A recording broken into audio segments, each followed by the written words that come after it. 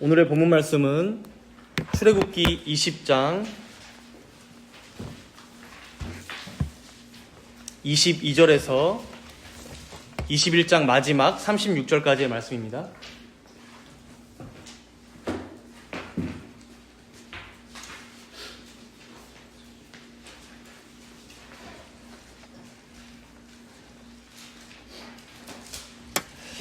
본문은 좀 더 긴데 제가 봉독은 출애굽기 21장 1절에서 11절까지 말씀만 봉독하도록 하겠습니다. 21장 1절에서 11절 말씀입니다. 내가 백성 앞에 세울 법규는 이러하니라. 내가 히브리 종을 사면 그는 6해 동안 섬길 것이요 7째 해에는 몸값을 물지 않고 나가 자유인이 될 것이며, 만일 그가 단신으로 왔으면 단신으로 나갈 것이요 장가 들었으면 그의 아내도 그와 함께 나가려니와, 만일 상전이 그에게 아내를 주어 그의 아내가 아들이나 딸을 낳았으면 그의 아내와 그의 자식들은 상전에게 속할 것이요 그는 단신으로 나갈 것이로되, 만일 종이 분명히 말하기를 내가 상전과 내 처자를 사랑하니 나가서 자유인이 되지 않겠노라 하면 상전이 그를 데리고 재판장에게로 갈 것이요 또 그를 문이나 문설주 앞으로 데리고 가서 그것에다가 송곳으로 그의 귀를 뚫을 것이라. 그는 종신토록 그 상전을 섬기리라. 사람이 자기의 딸을 여종으로 팔았으면 그는 남종같이 나오지 못할지며, 만일 상전이 그를 기뻐하지 아니하여 상관하지 아니하면 그를 속량하게 할 것이나, 상전이 그 여자를 속인 것이 되었으니 외국인에게는 팔지 못할 것이요 만일 그를 자기 아들에게 주기로 하였으면 그를 딸같이 대우할 것이요 만일 상전이 다른 여자에게 장가 들지라도 그 여자의 음식과 의복과 동침하는 것은 끊지 말 것이요 그가 이 세 가지를 시행하지 아니하면 여자는 속전을 내지 않고 거저 나가게 할 것이니라. 아멘. 오늘은 자유를 위한 삶의 설계도, 그 첫 번째 시간으로 함께 말씀을 나누도록 하겠습니다. 다음 주에 두 번째 내용을 살펴보겠고요. 지난주에 우리는 시내산 정산에서 울려 퍼졌었던 10계명에 대한 말씀을 들었습니다. 특별히 하나님께서 다른 말씀들은 모르겠는데 이 10계명 말씀만큼은 자신의 음성으로 직접 이스라엘 백성들에게 들려주셨던 10가지 말씀이었죠. 너는 나 외에는 다른 신들을 내게 두지 말라. 우상이나 형상을 만들지 말라. 안식일을 기억하여 거룩히 지키라. 부모를 공경하라. 살인하지 말라. 이런 10계명의 내용들을 우리가 어느 정도 알고 있지만 한 계명 한 계명이 굉장히 엄중하고 각 계명들에 굉장히 깊은 하나님의 뜻이 담겨 있음을, 그의 주권과 권위와 질서가 이 10계명 안에 밝히 나타나고 있음을 우리는 확인했습니다. 당시 시내산 아래에서 이 하나님의 음성을 직접 들었던 이스라엘 백성들의 반응이 어떠했습니까? 잠깐 여러분들 20장 후반부를 보시면 18절에서 21절 말씀에 나오는데, 두려워 떨면서 모세에게 요청하기를, 하나님의 음성을 직접 듣는 것이 너무 두려우니 당신을 통하여 우리에게 전해달라라고 요청합니다. 시내산 가운데 임재하신 하나님의 그 신적인 위엄이 얼마나 대단했는지, 얼마나 엄중하고 무겁게 임재했는지를 우리가 추측해 볼 수 있는 대목이죠. 오늘 본문의 말씀은 바로 그러한 상황 직후에 이어지는 말씀입니다. 방금 전까지의 이 엄중한 분위기가 그치고 제가 방금도 봉독했지만 뭔가 굉장히 시시콜콜한 말들이 이어집니다. 너희가 종을 사면 6년까지만 일을 시키고 7년째에는 쉬게 해라. 이 뒤에 읽지 않은, 봉독하지 않은 부분도 보시면 서로 싸웠을 경우에는 서로가 어떻게 배상해라. 심지어 가장 후반부에는 소가 등장해서 소가 사람을 바치게 될 경우에 피해를 입힌 정도에 따라 어떻게 대처해야 하는지, 이런 별것 아닌 것 같은 말씀들이 나온다는 것이죠. 이 흐름을 우리가 생각해보면 어떻습니까? 마치 산 정상에서 엄청난 경지를 보고 감동받고 압도당했다가 이제 내려와서는 집으로 들어와 청소해야 하고 설거지 해야 하고 빨래를 돌려야 하고 문단속을 잘 해야 하는, 이런 짜잘한 잔소리 듣는 기분 같다는 것이죠. 그러니까 10계명에서는 다른 신들을 내 앞에 두지 말라, 우상이나 형상을 만들지 말라. 안식일을 기억하여 거룩하게 지켜라. 거짓 증언하지 말아라. 하나님의 형상인 사람을 귀히 여겨라. 살인하지 말아라. 이런 고차원적인 대단한 얘기를 하시다가 갑자기 이어서 무슨 집안 싸움 얘기 혹은 동네에서 흔히 벌어질 법한 그런 얘기들을 하기 시작하신다는 거예요. 여기서 우리가 생각해 봐야 할 중요한 사실이 하나 있습니다. 이러한 디테일이 없으면 우리의 삶은 변하기가 아주 힘들다는 거예요. 그러니까 우리가 지난주에 들은 10계명은 어때요? 딱 10가지 계명으로 구원받은 하나님의 백성이 어떤 사람인지를 못 박아놓은 마치 자유인의 대헌장, 하나님 나라의 헌법과 같은 10가지 조항이 우리에게 엄중하게 다가왔다면 이제 오늘 이어지는 말씀들은 뭐예요? 우리가 살아가는 일상, 삶의 현장을 담아내는 말씀이라는 거예요. 물건을 사고 팔고 서로 빚을 지기도 하고 돈이 오고 가고 직장에서 서로 치열하게 토론하고 그러다가 서로 간에 마음의 상처도 주고 서로 삿대질도 했다가 혹은 억울한 일에 빠졌는데 해결할 길이 없는 현실, 가정에서 부부간에 부부싸움하는 현실, 부모와 자녀 간의 갈등을 겪는 이 치열한 삶의 현장, 이러한 우리의 진짜 삶의 현장에서 어떻게 구체적으로 행동하고 실천하고 대응하며 살아낼 것인지를 알려주는 말씀이 바로 오늘의 본문 말씀이죠. 그래서 이 말씀을 우리가 어떻게 표현할 수 있을까요? 신자의 구체적인 삶의 매뉴얼 혹은 지침, 어떤 설계도라고 할 수 있다는 거예요. 매뉴얼을 읽어보면 이런 상황에선 이렇게 행동해야 하는구나, 이럴 때는 여기를 이렇게 고쳐야 되는구나, 친절하게 적혀 있죠. 그러한 지침, 그러한 설계도가 바로 오늘의 말씀이라는 거예요. 그래서 오늘 본문 21장 1절 말씀 함께 읽어볼까요?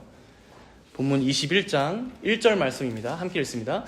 내가 백성 앞에 세울 법규는 이러하니라. 여기서 이 법규라고 했는데 영어로는 룰, 그러니까 어떤 세부적인 규칙, 지침이라는 의미예요. 그래서 10계명에서 부모를 공경해라 라고 가르쳐 주었다면 부모를 공경하는 게 우리의 삶에서 어떻게 구현돼야 하는지, 살인하지 마, 그렇다면 그 살인하지 말라는 깊은 의미 속에 어떻게 생명을 우리가 귀히 여기며 살아가야 할 것인지, 거짓말은 어떠한지, 탐욕은 어떠한지, 그 세부적인 지침들을 우리에게 알려주시는 말씀이라는 것이죠. 생각해보면요, 지금 이 법을 듣는 사람들이 누굽니까? 이스라엘 백성들이죠. 이들은 지금 무려 400년간을 애굽에서 살아왔어요. 이들의 삶의 방식이 어떻겠습니까? 당연히 애굽에서 배운 삶의 방식이에요. 애굽의 전통대로 행해왔던 방식. 곧 힘이 정의가 되는 세상, 우상이 난무하는 세상, 거대한 성을 짓기 위해서라면 약한 자들을 착취해서라도 부속품처럼 써서라도 거대한 성을 지어야만 하는 세상, 효율과 착취가 만연한 세상이죠. 억울한 일을 당하면 그 받은 것보다 더 크게 복수해야지 살아남아. 너 남한테 만만히 보이면 못 살아남아. 복수의 나날들. 이들이 거기서 살면서 배운 건 이런 거밖에 없을 텐데 얼마나 애굽의 이러한 삶의 방식이 뼛속 깊이 내재되어 있었겠냐라는 것이죠. 그런데 여러분, 우리 또한 어떻습니까? 우리가 딛고 살아가는 이 세상은 어떠합니까? 하나님의 도덕법, 그 일반 은총이 세계 곳곳에 비취입니다. 그리고 진리의 파편 조각이 우리가 가는 어느 곳에든 조금씩 빛을 냅니다. 그러나 사실 대부분은 어떻습니까? 욕이 오가고, 사기를 서로 누가 먼저 치는가, 저주와 비난이 오가고, 혹은 대놓고 이렇게 하지 않는다 하더라도 돈이 기준이 되고, 권력이, 자리가, 혈통이, 이런 여러 조건들이 지배하는 세상, 거기서 우리 모두가 지난 한 주간을 치열하게 살다 왔잖아요. 그렇기 때문에 여러분, 오늘 말씀은 도가 지나치다 싶을 정도로 앞에서 선언했던 이 자유의 헌법, 자유인의 헌법, 이 10계명을 세세하게 해설하며 우리 삶에 적용하는 말씀들이라는 거예요. 너희들 이럴 때는 이렇게 해야 해. 너희들 저런 상황에서는 저렇게 대처해야 해. 세밀하게 가르치시는 말씀들이 여기 기록되어 있다는 거예요. 물론 이 말씀들은 몇천 년 전에 이스라엘 백성들에게 주신 말씀들입니다. 그래서 대부분은 우리들에게 21세기를 살아가는 현대인들에게 문자 그대로 적용되지는 않아요. 그러나 이 속에 담겨있는 어떤 원리들, 이 규칙이 담고 있는 하나님께서 계시하시는 그 뜻은 지금도 우리에게 동일하게 적용된다는 거예요. 그래서 오늘 본문을 다만 지루한 고대의 법전처럼 대하지 않으셔도 됩니다. 당시 이스라엘 백성들이 그러했던 것처럼 애굽에서 나온 하나님의 백성들이 응당 익혀야 할 거룩한 삶의 매뉴얼이자 자유를 위한 삶의 설계도로 여러분들 받으시면 됩니다. 이제 이 설계도 안에 하나님께서 우리에게 교훈하시는 내용을 세 가지로 나눠서 살펴보겠습니다. 먼저 이 설계도에서 하나님이 가장 먼저 알려주시는 규칙이 있어요. 오늘 본문 20장 22절을 한번 보세요. 20장 22절을 눈으로 보시면 소제목이 어떻게 시작됩니까? 제단에 관한 법. 제단, 제사, 즉 하나님께 드리는 예배에 관한 설계도를 먼저 알려주세요. 세상의 법규를 알려주시기에 앞서 먼저 하나님과의 관계, 즉 우리의 예배가 지금 어떠한지 점검하라고 말씀하세요. 사실 여러분, 우리가 주일날 모여서 이렇게 예배드리지만 예배가 여기서 오늘 말씀 듣고 끝나는 게 아니죠. 여기서 예배하고 하나님의 말씀을 통해 가르침 받은 그대로 세상에 나가서 살아가는 것입니다. 그래서 십계명도 보면 하나님 사랑이 있는가 하면 그 위에 이웃 사랑이 쌓여 나가는 거예요. 오늘 본문도 예배에 대해서 먼저 말씀해 주시고 그 위에 여러 인간관계의 삶들, 이웃 사랑이 어떻게 실천되는지를 순서대로 배치해서 우리에게 말씀해 주시는 거예요. 그렇다면 하나님께서 어떤 제단법을 여기서 가르치실까? 이게 좀 특이한 부분인데 본문 24절과 25절 우리 함께 읽어볼까요? 20장 24절과 25절 두 절 말씀입니다. 함께 읽겠습니다. 내게 토단을 쌓고 그 위에 내 양과 소로 내 번제와 화목제를 드리라. 내가 내 이름을 기념하게 하는 모든 곳에서 내게 임하여 복을 주리라. 내가 내게 돌로 제단을 쌓거든 다듬은 돌로 쌓지 말라. 내가 정으로 그것을 쪼면 부정하게 함이니라. 하나님께서 원하시는 제단은 뭐라고 말씀하세요? 토단, 흙토자예요. 흙으로 쌓은 제단을 원하신다고 합니다. 혹여나 돌을 갖다 사용하더라도 그 돌은 다듬어서는 안 된다라고 말씀하세요. 이게 좀 이상하죠. 보통 신에게 바치는 제단이라면 어떠해야 합니까? 최고급 대리석으로 깎고 다듬어서 최대한 정교하고 화려하고 웅장하고 높이 쌓아도 모자를 판에 하나님께서는 정반대로 흙으로 쌓아라. 돌로 쌓더라도 그 돌은 다듬지 마. 정을 대지 말아라. 혹시나 그 돌에 정을 대는 순간 내 제단을 더럽히는 거야. 부정하게 하는 거야. 왜 이런 명령을 하시는 걸까요? 여기서 우리는 이 이스라엘 백성들이 지금까지 보고 경험했을 것이 분명한 애굽의 제사 방식을 한번 떠올려 봐야 합니다. 당시 이방 민족들의 제단들은 어떠했을까요? 엄청나게 화려했을 거예요. 거대한 돌을 가져다가 정교하게 깎아서 최대한 높이, 최대한 화려하게 쌓아서 우상에게 제사를 드렸을 거예요. 왜 그렇습니까? 먼저는 그것이 과시용이 되죠. 우리가 섬기는 이 신이 얼마나 대단하며 섬기고 있는 우리 또한 얼마나 대단한지 대외적으로 과시하는 용이죠. 사람들에게 보여주며 현혹시킬 수 있죠. 두 번째로는 이걸로 어떻게든 자신들이 섬기는 그 우상, 그 신을 감동시켜서 자신들이 원하는 걸 타내려고, 조종해보려고 하는 마음이 거기에 있는 것이죠. 내가 원하는 바를 따내기 위한 수단으로 제단을 사용하는 것입니다. 그러나 하나님은 지금 이 명령을 통해 어떻게 할 수 있어요? 어떤 분이심을 알 수 있습니까? 내 앞에서는 꾸밀 필요 없다. 그런 걸로 과시하려고 하지 말아라. 날 조종하려고 하지도 말아라. 하나님의 이 뜻이 좀 더 명확히 드러나는 부분이 본문 25절 뒷부분에 보시면 내가 정으로 그것을 쪼면 부정하게 함이니라. 이 돌을 다듬는 도구를 정이라고 하죠. 그래서 대못같이 생겼잖아요. 망치로 땅땅 하면서 깎죠. 이 단어가 히브리어로는 헤레브인데 이 단어가 사실 전쟁할 때 들고 나가는 칼과 같은 단어예요. 여러분, 이 당시에 칼이 흔했습니까? 이 당시 칼이라면 무엇입니까? 인간 문명의 최전선, 최고의 기술을 상징하는 집약체와 같은 게 바로 이 칼, 이 정이에요. 즉, 이 정으로, 이 헤렙으로 그런 인간의 어떤 인위적인 기술로 돌을 매끄럽게 다듬어서 제단을 높이 쌓고 화려하게 꾸미고 그런 걸로 나를 예배하려고 하지 말아라. 나를 조종하려고 들지 말아라. 너희들이 나에게 더 줄 것은 없다. 예배는 그저 내 은혜를 받는 자리이다. 내가 명령한 대로 소박하게 흙을 쌓아라.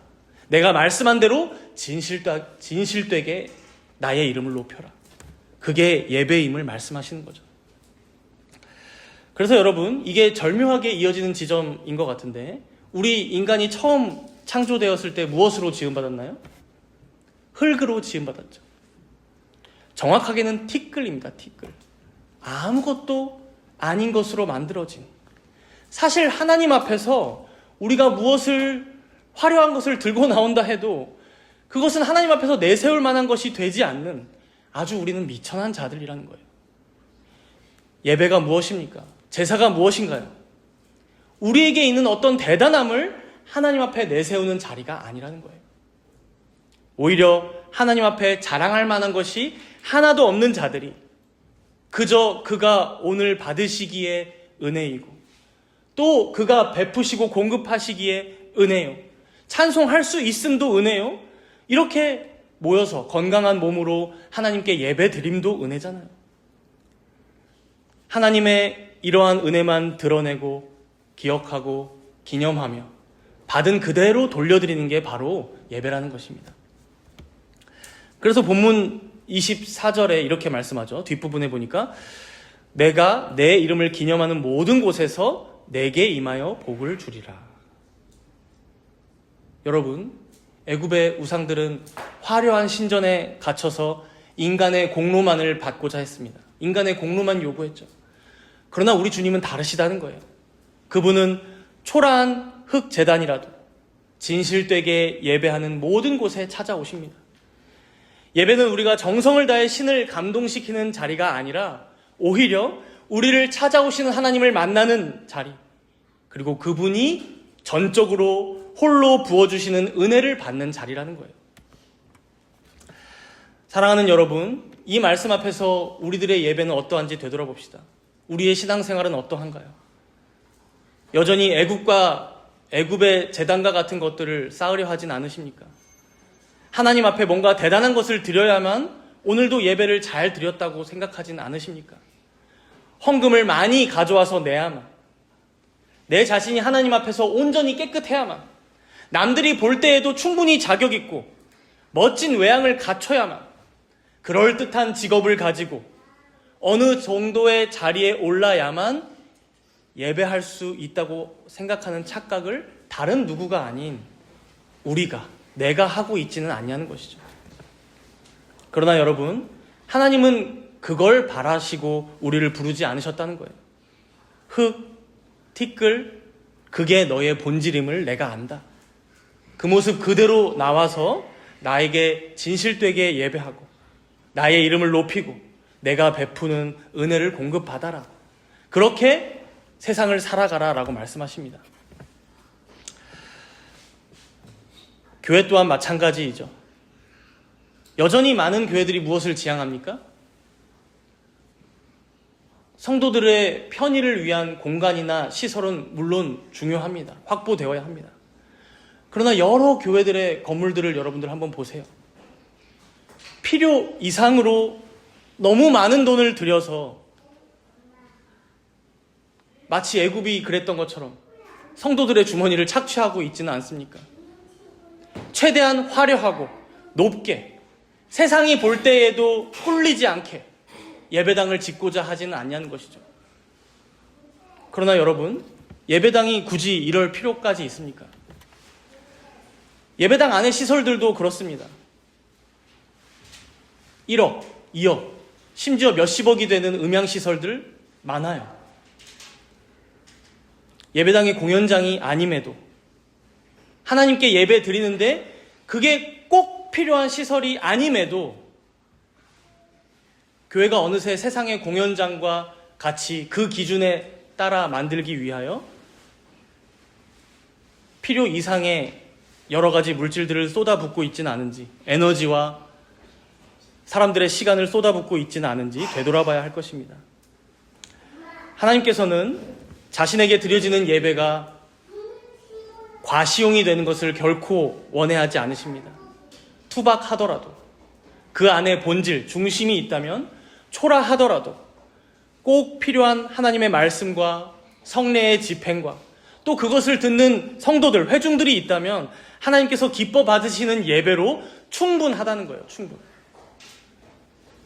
이게 바로 우리 성도들에게 필요한, 자유인들에게 필요한 첫 번째 삶의 방식입니다. 어떻게 예배를 드려야 하는가. 이제 하나님과의 관계, 예배가 바로 섰다면 다음은 이제 수직적으로 하나님과의 관계가 섰다면 수평적인 인간관계의 말씀으로 이어집니다. 근데 여기 이어지는 21장 말씀을 보시면 21장 1절의 소제목이 뭐라고 적혀 있어요? 종에 관한 법. 그래서 2절에 보니까 내가 히브리 종을 사면 하면서 시작합니다. 사실 여기서 히브리 종은 그 당시 사회의 최하층민을 의미합니다. 빚 때문에 어쩔 수 없이 자신의 노동력으로 그것을 갚아야만 하는 벼랑 끝에 몰린 사람들의 그 계급을 지칭하는 말입니다. 근데 여기서 단순히 최하층민만을 의미한다라고 생각한다면 우리가 이 말씀을 대할 때 어때요? 그냥 소외된 자들, 약자들을 어떻게 대해야 하는지 알려주시는 말씀인가 하고 말 수 있어요. 그런데 여러분, 가만히 이 히브리 종이라는 단어를 이렇게 들여다보고 있다 보면요, 이건 어떤 특정 계급만을 의미하는 게 아님을 알 수 있습니다. 사실 이 말씀을 지금 듣고 있는 모든 이스라엘 백성들은 어떠한 사람들이었어요? 애굽에서 400년 동안 히브리 종이었어요. 애굽의 노예였고 히브리 종들이었다는 것이죠. 하나님께서는 지금 이 법을 주시며 이스라엘 백성들의 기억을 다시 재소환하고 계신 거예요. 너희들 개구리 올챙이적 생각 못하듯이 하면 안 된다. 너희가 모두 다 이 히브리 종이었던 것을 기억하면서 너희들이 겪었던 그 서러움, 아픔, 절망감, 낙심, 그것을 기억하면서 이웃들을 대해야 함을 말씀하는 거예요. 그래서 이 법은 단순히 불쌍한 사람, 불쌍해 보이는 사람에게 긍휼을 베풀라라는 정도의 말씀이 아닙니다. 나의 얘기이고 서로의 얘기이고 우리 모두의 이야기라는 것이죠. 그래서 서로가 서로를 어떻게 대해야 하는지 이 말씀으로부터 우리는 배워야 한다는 것입니다. 이러한 인간관계의 교훈을 여기 본문 1절에서 11절까지 말씀을 통해서 제가 두 가지로 정리해 드릴 거예요. 첫 번째로는 소극적인 측면이고 두 번째로는 적극적인 측면입니다. 먼저 소극적인 측면으로 뭘 금지하겠죠? 본문 2절 말씀입니다. 본문 2절 말씀. 21장 2절 함께 읽겠습니다. 내가 히브리 종을 사면 그는 6해 동안 섬길 것이요 7째 해에는 몸값을 물지 않고 나가 자유인이 될 것이며. 먼저 소극적 측면으로 이걸 어떻게 표현해 볼 수 있냐면 영구적 착취의 고리를 끊으라 라고 우리가 표현할 수 있을 것 같아요. 영구적 착취의 고리를 끊으라. 우리가 계속해서 생각해보지만 이스라엘 백성들은 애굽에서 어떤 신분이었습니까? 종신 노예였어요. 무기한 노예였어요. 태어나서 노예이고 죽을 때까지 노예예요. 이 이스라엘 백성들은. 하나님께서 모세를 통하여 이들을 구원하지 않으셨다면 지금도 이들은 종으로 착취당하고 있었을 거예요. 그러나 하나님께서는 뭐라고 말씀하십니까? 비록 빚을 크게 져서 어쩔 수 없이 노동력을 팔고 있는 종, 노예라고 할지라도 6년간은 노예로, 종으로 부릴 수 있지만 7년째에는 반드시 자유인으로 풀어줘야 한다라고 말씀하는 거예요. 6년이라는 기한을 두시죠. 여러분 생각해 보십시오.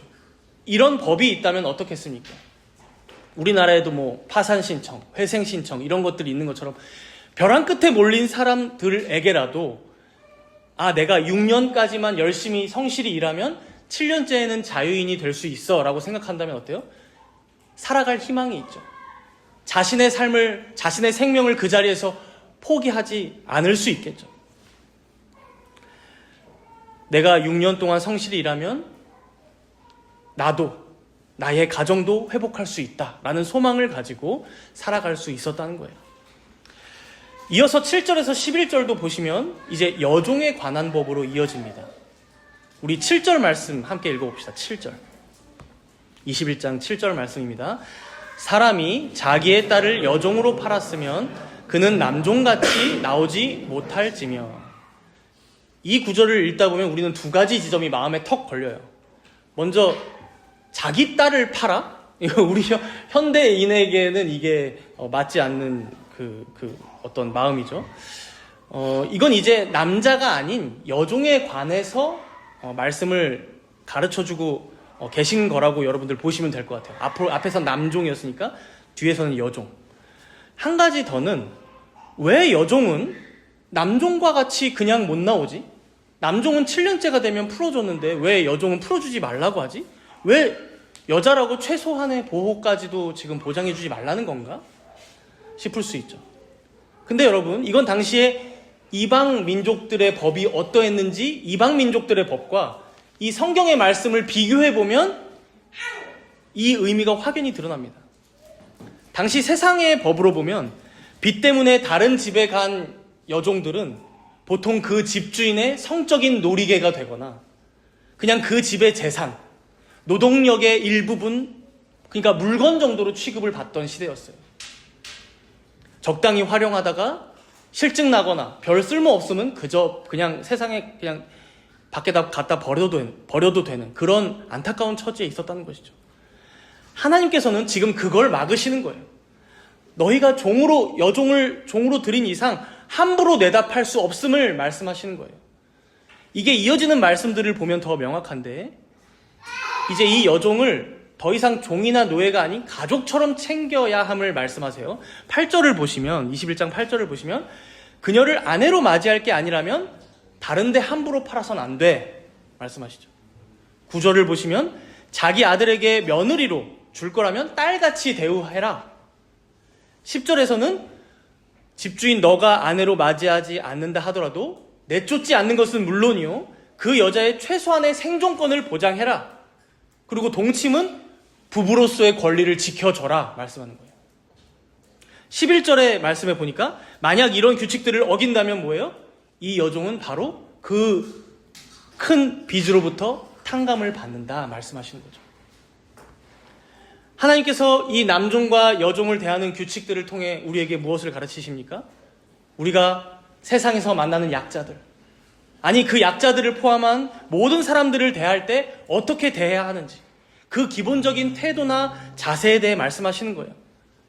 결코 하나님의 형상으로 지음받은 사람들을 뭐가 있다 없다로, 무엇을 가졌다 가지지 못했다로 함부로 판단하거나 재단하지 말라고 가르쳐 주시는 거예요. 그리고 최대한 모든 사람들이 다시금 하나님께서 기뻐하시는 인간의 주된 목적, 하나님의 영광을 위하여 살아갈 수 있도록, 그렇게 하나님께서 나타내신 뜻, 도덕법에 순종하며 살아갈 수 있도록, 그 지위를 회복하도록 착취를 멈춰라, 도와줘야 한다라고 말씀하시는 거죠. 그래서 그게 설사 나의 손해가 된다 하더라도, 집주인의 손해가 된다 하더라도, 희생이라 할지라도 그렇게 이웃들을 대해야 함을 말씀하는 것입니다. 그럼 이제 지금까지의 소극적인 측면에서 다음 적극적인 측면으로 한 걸음 더 나아가는데요. 우리 본문 5절과 6절 말씀을 함께 읽어봅시다. 21장 5절과 6절 말씀입니다. 만일 종이 분명히 말하기를 내가 상전과 내 처자를 사랑하니 나가서 자유인이 되지 않겠노라 하면 상전이 그를 데리고 재판장에게로 갈 것이요, 또 그를 문이나 문설주 앞으로 데리고 가서 그것에다가 송곳으로 그의 귀를 뚫을 것이라. 그는 종신토록 그 상전을 섬기리라. 예외 규정이 나와요. 모든 종들은 6년만 섬기고 나면 7년째에 자유인이 됩니다. 그 권리가 그에게 있어요. 그런데 뭐라고 말해요? 내가 상전과 내 처자를 사랑하니. 억지로 남겠다가 아니라, 억지로 주인의 종이 되겠다가 아니라, 상전이 이 종을 얼마나 챙기며 잘해줬는지, 또 거꾸로 이 종은 얼마나 이 주인을 존경하고 사랑하는지 저는 나가지 않겠습니다. 그럴 때에는 함께 재판장에게로 가서 문설주 앞에서 송곳으로 귀를 뚫어라. 하나님 앞에서 맹세하는 거죠. 저는 평생 이 주인의 종으로 살겠습니다. 여러분 어떻습니까? 인간관계의 소극적인 측면으로 착취를 금지해라. 7년째에는 자유인으로 풀어줘라. 여종은 가족처럼 대해라. 이런 명령이 있었다면 지금 적극적인 측면으로는 단순한 계약관계가 아닌 사랑과 신뢰의 관계로 나아가라고 말씀하시는 거예요. 사실 하나님께서 바라시는 지점은 여기까지입니다. 우리가 세상에서 보면 다 계약관계죠. 인간관계가 다 그렇죠. 회사에서 여러분들 왜 회사 출근하세요? 계약관계죠. 사장에게 출근 9시에 하고 6시에 퇴근하겠습니다. 그래서 딱 6시가 되면 칼퇴하고. 나라도 위정자와 백성 간에 계약했기 때문에 그 기간 동안 대통령을 하고 국회의원을 하고 시장을 하는 것이죠. 거래처와의 관계도 그렇고 내 고객과의 관계도 다 계약관계입니다. 그래서 세상 기준으로는 어때요? 이 계약만 잘 지켜도 사실 훌륭해요. 계약을 어기는 경우가 허다하니까요. 이게 세상의 기본이고 지향점입니다. 계약 관계대로만 하자. 그 이상을 벗어나면 안 된다. MZ 세대들이 많이 그런다고 하죠. 근데 여러분이 하나님의 백성이라면 어디까지 나아가라고 말씀하시는 거예요? 계약 한 대로만이 아니라 부부간에도 서약했으니까 그래, 그때 내가 좀 콩깍지가 쉬었나 보다. 서약했으니까 마음에 안 드는 거 있어도 살아야지. 이런 마음으로 살라는 게 아니라 배우자를 진정 너무나 사랑하기에 깊이 상대방을 신뢰하기 때문에, 그래서 나의 인생에 너무 많은 부분이 손해를 보고 희생하더라도 더 서로를 아껴주고 존중하고 섬길 줄 아는 인간 관계로의 회복을 하나님께서는 지금 말씀하시는 거예요. 사실 여러분, 이런 모형이 있죠. 세상에도. 부모와 자녀 간이 그렇죠. 계약 관계로 아이들이 태어나나요? 그저 내 아이로 태어났기에 사랑하잖아요. 존중하고 그를 평생 책임지잖아요. 하나님과 우리 관계 또한 이뤄야 한다는 거예요. 여러분 혹시 하나님이 때리실까봐, 치실까봐, 주일날 예배 안 드리고 어디 놀러 가면 하나님께서 벌 주실까봐, 사업 잘 안 되게 하실까봐 혹시 그런 마음으로 여기 나와서 예배 드리고 계시진 않습니까? 우리가 돌아봐야 한다는 거예요. 마치 예수님께서 우리를 아무 이유 없이 사랑하셔서 자발적으로 대신 죽으셨던 것처럼 우리 또한 무엇을 더 받아내려고가 아니라 하나님에게든 사람들에게든 뭐가 무섭고 보응이 두려워서가 아니라 그 하나님을 진정으로 사랑하기, 그가 우리를 구원하신 그 은혜가 너무도 크기에 그를 더 깊이 신뢰하고 신앙하고 믿음으로 그를 사랑하는 것, 이게 바로 우리들에게 회복되어야 할 진정한 적극적인 측면의 인간관계요, 그리고 하나님과의 관계임을 오늘 말씀은 우리에게 가르치는 거예요. 이제 21장 뒷부분을 가면 폭행에 관한 법을 다룹니다. 사실 이 법은 앞에 있었던 인간관계에 대한 확장판이라고 볼 수 있어요. 그래서 인간관계의 확장판이면 사회죠. 그래서 사회 정의의 회복에 대해서 알려주십니다. 이게 말씀이 좀 길어서 다 살펴보진 않겠고 우리 본문 23절부터 25절까지 한번 읽어볼까요? 21장 23, 24, 25절 세 절 말씀 함께 읽겠습니다. 그러나 다른 해가 있으면 값되 생명은 생명으로, 눈은 눈으로, 이는 이로, 손은 손으로, 발은 발로, 된 것은 된 것으로, 상하게 한 것은 상함으로, 때린 것은 때림으로 갚을지니라. 여러분들 많이 들어보신 말씀이죠. 눈에는 눈, 이에는 이가 여기서 나온 말이에요. 우리가 이 말을 들으면 어떤 생각이 들어요? 약간 잔인하다. 복수는 꼭 이렇게 해야 하나? 너가 이만큼 날 때렸으면, 너가 이만큼 나에게 피해를 줬으면 너도 그만큼 피해를 입어야 해. 너도 당해봐. 그래서 실제로 이 구절 때문에 어떤 사람들은 역시 성경은 잔인하고 무자비한 복수의 책이야 라고 이제 평가하기도 합니다. 그러나 여러분, 이 말씀은 복수를 꼭 해야 함을 알려주는 말씀이 아니에요. 오히려 거꾸로 복수를 할 때에는 여기까지만 해야 함을 알려주는 말씀이에요. 지나친 보복을 금지하는 말씀이에요. 여러분들 사람의 심리를 한번 생각해 보세요. 누가 날 때려서 우리 자식 한번 생각해 봐요. 누가 우리 자식을 이빨을 때렸어. 가가지고 이빨 하나 뽑고 팔 하나 꺾고 싶은 게 보통 부모의 마음이에요. 이게 죄인들의 마음이죠. 더 잔인하고 더 큰 복수를 꿈꾸지 그보다 덜한 복수로 만족하지 않습니다.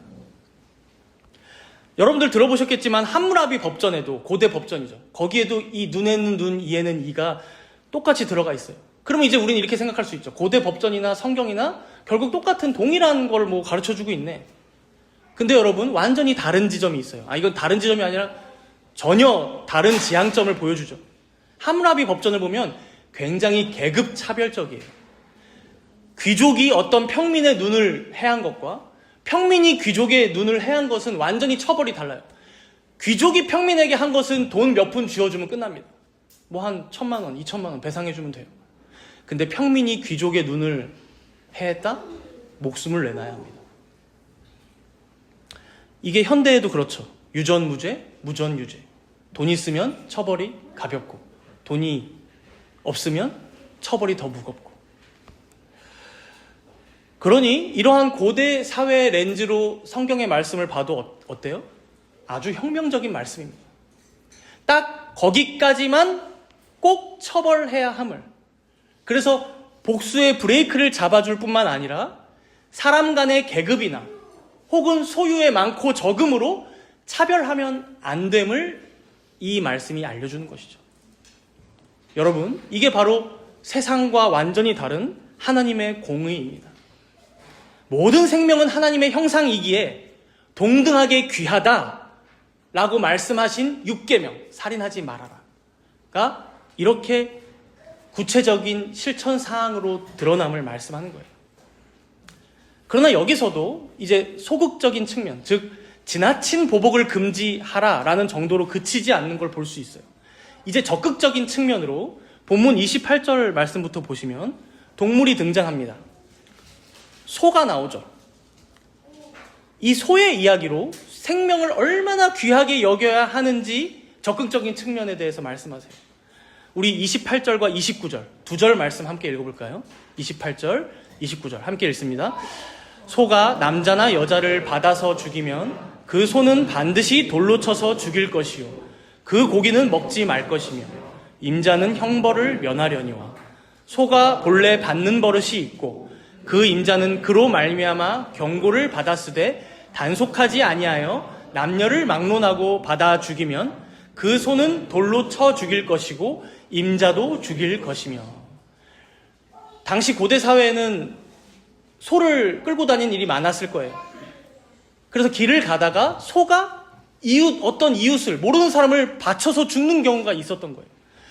그럴 경우에는 반드시 그 소를 어떻게 해라? 돌로 쳐서 죽여라. 먹지도 마. 이건 당시에 소가 마치 여러분들 지금으로 보자면 집이에요. 재산의 전부예요. 근데 그거를 싹 다 날려버리는 처벌임을 알 수 있습니다. 먼저 사람의 생명이 얼마나 귀한지 그 소 주인의 재산을 몰수함으로써 생명의 존귀함을 강조하는 것이죠. 근데 특이한 건 29절이에요. 내 소가 원래 받는 버릇이 좀 있는 거야. 공격성이 좀 있어. 그래서 주인이 이 소는 좀 공격성이 있네. 너 조심해야겠다. 경고를 받았음에도 불구하고 그걸 주의하지 않아서, 단속하지 않아서 사람을 죽이게 될 경우에는 그때는 소만 죽는 게 아니라 소 주인도 죽여라 사형을 시켜라. 여러분, 이 규칙의 의미가 뭘까요? 이 주인이 직접 칼로 사람을 죽인 게 아니라 할지라도 버릇이 나쁜 자신의 소를 관리 못해서 부주의함으로 사람을 죽인 것은 이건 살인죄와 마찬가지다라고 말씀하는 거예요. 그 책임이 소 주인에게 있다라는 거예요. 그래서 33절 말씀도 한번 보세요. 21장 33절 말씀도 보시면 어떤 사람이 길에 구덩이를 파놨어요. 근데 내일 와서 더 파야지. 혹은 내일 옆에도 파야 되니까 그냥 냅둬야지 하고 덮지 않고 그냥 뒀어요. 근데 거기에 소나 나귀가 빠지면 누가 배상합니까? 빠진 사람 잘못이 아니라 구덩이를 파놓은 사람 잘못이라는 거예요. 왜 거길 그냥 지나가? 그것도 안 보이니? 이만큼을 파놨는데? 라고 하지 못한다는 거예요. 구덩이를 팠다면, 그래서 거기에 소나 나귀가 빠져서 다칠 정도였다면 반드시 표식을 해놓고 경고판을 세워놓든 울타리를 쳐놓든 사람이 무조건 돌아갈 수 있도록, 동물도 그 안에 접근하지 못하도록 모든 조치를 주위에서 취해놔야 함을 말씀하는 것이죠. 그 책임이 누구에게 있다? 구덩이를 판 사람에게 있다. 그래서 여러분, 이 사회 정의에 대한 말씀에서 소극적인 측면이 뭐였어요? 지나친 보복을 금지하라 라는 말씀이었다면, 지금 적극적인 측면으로는 생명에 관하여는 무한한 책임이 있음을 기억하라 라는 말씀이에요. 생명에 관하여는 무한한 책임이 있다. 소가 지나가는 사람을 바친 것은 그 소가 받는 버릇이 있음을 알고도 주의하지 않았던, 부주의했던 주인의 책임이다. 그걸 실수라고 봐주고 넘어가서는 결코 안 된다는 거예요. 왜 그렇습니까? 사람의 생명은 너무나 귀하고, 그 사람의 안전이 걸린 일이라면 저는 그럴 줄 몰랐어요. 제 소가 그럴 줄 몰랐네요. 고의가 아니었어요. 이런 핑계로 넘어갈 수 없다는 거예요. 오늘날 우리 사회의 많은 비극들도 어디서부터 시작합니까? 바로 이 책임지지 않음에서 시작됩니다. 누구도 다 자기 책임이 아니라는 사회. 11년 정도가 지난 것 같아요. 세월호 사건 때 가장 비참한 일이 무엇이었습니까? 아이들은 300여 명이 죽었는데 누구도 책임지지를 않아요. 대통령도, 행정안전부도, 해경의 대장도, 심지어 선장도 모르는 일이래요. 선원도 왜 그런지 모르겠대요. 그럼 그 차가운 바다에 빠져서 죽은 아이들의 억울함은 누구에게 호소해야 합니까? 그 아이들의 생명은 어떻게 되는 것인가요? 비용 좀 아끼겠다고 건물을 대충 짓는다거나, 분명히 이미 과부하가 됐는데 하중을 더 높인다거나, 삼풍백화점이 그래서 무너졌죠? 옥상에 하중을 더 높여서. 안전수칙, 그런 거 어떻게 다 지켜? 귀찮아서.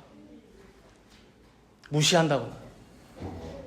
여러분, 바로 그러한 부주의함으로 인해서 하나님께서 이 땅에 보내신 귀한 생명이 죽음을 당하기도 한다라는 거예요. 우리 각자는 사회의 어떤 자리들에서 책임을 갖고 있습니다. 회사에서는 팀장의 자리에 앉아 계신 분들도 계실 것이고, 사업을 하시는 분들은 사장의 자리에, 혹은 가정에서는 아빠로서, 가장으로서, 엄마로서, 교회에서도 직분자로, 누군가의 선배로, 누군가의 어른으로,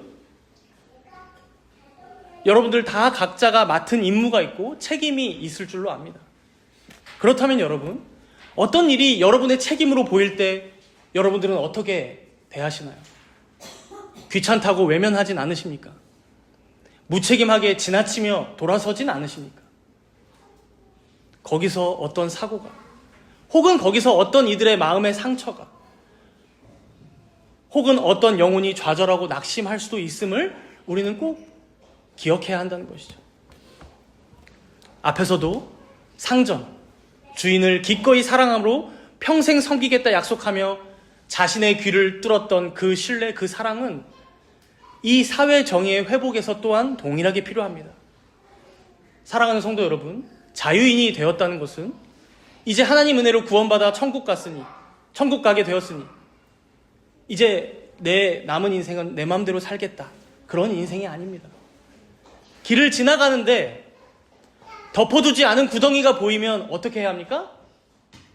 덮어두든 표지판을 세워주든 누군가 다치지 않도록 울타리를 쳐주든 그 희생을 이웃을 사랑하는 마음으로 기꺼이 감당하는 것. 아니, 결국 하나님을 경외함으로, 하나님을 열렬히 뜨겁게 사랑하는 마음으로 그 구덩이를 덮는 수고를 마다하지 않는 것. 그렇게 세상이 볼 때에는 이해될 수 없지만 사랑을 실천하는 자로 살아가는 것. 이게 바로 참된 자유인의 모습이요, 우리 그리스도인의 삶이어야 한다는 것입니다. 나의 자유가 타인의 생명을 위협하지 않도록 스스로를 제한할 줄 아는 사람. 내 이웃이 다치지 않도록 나의 소를 미리 단속하고 귀찮더라도 안내문, 표지판을 세울 줄 아는 사람. 이 권한과 책임을 다하는 사람이 바로 하나님의 백성이요 거룩한 성도들의 모습이어야 한다는 것입니다. 오늘의 말씀이 다만 여러분들에게 율법의 조항들만 가르치고 마치는 말씀이 되지 않기를 바랍니다. 이 율법의 조항 안에 담겨있는 하나님의 깊으신 사랑, 그 세심하신 돌보심의 은총이 여러분들의 심령 가운데 그 마음 곳곳에 가앉기를 바랍니다. 무엇보다도 우리를 위하여 기꺼이 자신의 귀를 뚫으사 고난으로, 죽음으로, 십자가로, 부활로 우리를 끝까지 사랑하신 우리 주 예수님의 마음이 우리 모두에게도 있기를 소원합니다. 그 예수님의 헌신과 순종으로 인하여 우리는 값없이 구원을 누린 자들입니다. 이제 우리 또한 그 예수님의 소유된 백성들로서 세상의 수많은 약한 자들을 위하여, 세상에 우리 주변에 있는 이웃들을 위하여 기꺼이 우리의 귀를 뚫고 희생으로 섬기고 손해 보더라도 사랑하는 참된 자유인들 모두가 되시기를 소망합니다. 여기 모인 모든 성도님들이 이렇게 참된 자유인의 품격을 지닌 이 시대의 진정한 성도요 그리스도인들 되시기를 진심으로 축복합니다. 우리 함께 기도하도록 하겠습니다. 들은 말씀 기억하면서, 주님, 우리는 구원받은 자유인이라 말하면서도 여전히 애굽의 방식에 익숙해져 있지는 않은지요. 화려함으로 나의 외양을 포장하려 하고 내 이익을 위해 남을 이용하면서 귀찮다는 핑계로 나의 책임을 외면했던 우리들의 부주의함을 용서하여 주옵소서. 이제는 우리를 위해 기꺼이 귀를 뚫고 종이 되신 그 예수 그리스도의 사랑을 의지하며 나아갑니다. 그 사랑에 힘입어 더 이상 착취가 아닌 존중으로, 방관이 아닌 책임으로 세상 속에 하나님 나라를 위해 헌신하는 참된 자유인들 우리 모두가 되게 하여 주옵소서. 이렇게 거룩한 삶을 살아낼 능력을 구함으로 살아가는 우리 모두가 되게 해달라고 우리 잠시 동안 함께 간절히 기도하도록 하겠습니다.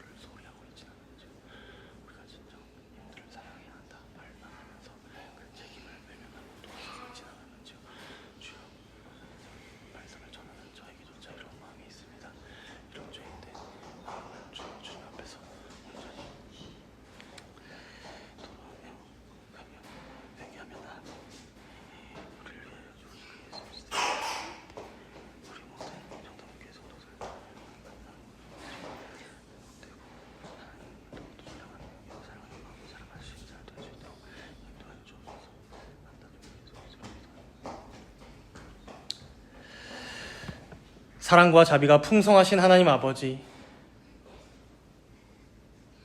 우리에게 참된 자유인의 설계도를 보여주심에 감사를 드립니다. 이제는 애굽에서 배워온 습관들을 버리고 예수님을 닮은 자들로 약자를 존중하며 이웃을 위해 기꺼이 책임을 다하는 우리들 모두가 되게 하여 주옵소서. 감사드리며 예수님의 이름으로 기도합니다. 아멘.